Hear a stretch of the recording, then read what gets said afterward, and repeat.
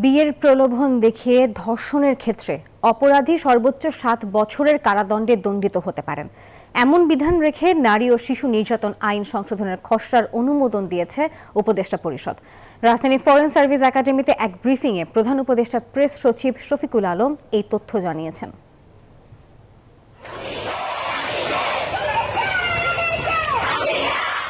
মাগুরায় শিশু আসিয়া ধর্ষণের পর মৃত্যুর ঘটনায় দেশজুড়ে বাড়ে জনতার ক্ষোভ। বিচার দাবিতে রাজপথে সরব হয় লাখো মানুষ। দাবি ওঠে ধর্ষণের মামলার বিচার প্রক্রিয়া সংশোধনের। জনদাবির মুখে অবশেষে বৃহস্পতিবার নারী ও শিশু নির্যাতন আইন সংশোধনের খসড়ার অনুমোদন দিয়েছে উপদেষ্টা পরিষদ। এতে বলা হয়, বিয়ের প্রলোভন দেখিয়ে ধর্ষণের ক্ষেত্রে অপরাধী সর্বোচ্চ 7 বছরের কারাদণ্ডে দণ্ডিত হতে পারেন। রাজধানীর ফরেন সার্ভিস একাডেমিতে ব্রিফিংয়ে এসব তথ্য জানান প্রধান উপদেষ্টার প্রেস সচিব। মূল যেগুলো ছিল সেটা হচ্ছে যে এখানে বলাৎকারের একটা নতুন সংজ্ঞা দেওয়া হয়েছে।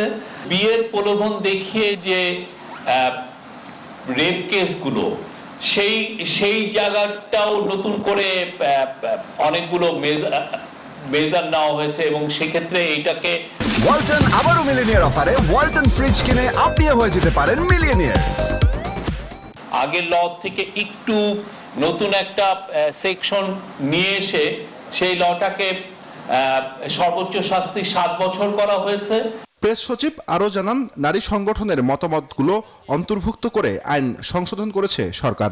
কয়েকদিন আগে যখন ল অ্যাডভাইজার আপনাদেরকে ব্রিফ করলেন এবং তারপরে তখন তো নীতিগত সিদ্ধান্ত হয়েছিল, তো এর মধ্যে আমরা অনেকগুলো নারী মানে ওমেন গ্রুপসের সাথে আমরা তাদের মতামত আমরা নিয়েছি এবং তাদের মতামতগুলোকে অ্যাকোমোডেট করার যথাসাধ্য চেষ্টা করা হয়েছে। উপদেষ্টা পরিষদে নেয়া অন্যান্য সিদ্ধান্তের বিষয়ে জানিয়ে প্রেস সচিব বলেন, সরকারি কাজের দরপত্রে দুর্নীতি কমাতে ও স্বচ্ছতার জন্য এখন থেকে সরকারি কাজ শতভাগ টেন্ডার হবে। এতদিন 60% কাজে টেন্ডার হতো। নির্বাহী আদেশও হলো, আমরা আশা করি। জুবাইর সানি, নিউজ 24, ঢাকা।